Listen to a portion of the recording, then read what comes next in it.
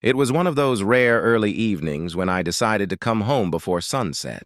As I pulled into my driveway, I noticed Karen standing near my front door, clipboard in hand and phone pressed to her ear. She looked flustered, like a cat caught in the rain. "I'm calling the police!" she shouted before I could even step out of my car. "He's trespassing. He's... I raised an eyebrow and calmly walked up to the porch. The police arrived within minutes. Officers stepped out, approaching the scene cautiously, and I explained that this was my property. Karen immediately launched into a dramatic rant about community rules, HOA authority, and unauthorized presence. The officers, politely but firmly, asked Karen to step aside so they could inspect the situation. That's when the twist came.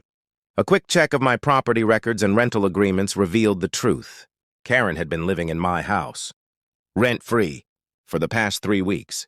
Her tenant status was non-existent, and she had no legal right to occupy my home. The officers exchanged surprised glances. Karen's mouth opened, closed, and opened again, but no words could undo the evidence. I stood quietly, letting the facts speak for themselves. The officers confirmed that my ownership was valid and that Karen had no legal claim. I wasn't trespassing. She was technically illegally squatting.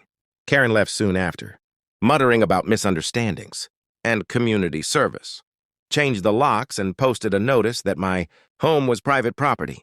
From that day on, the HOA board, especially Karen, treated me with far more respect. Later, neighbors whispered about the incident, unable to believe how audacious Karen had been. I couldn't help but laugh a little myself.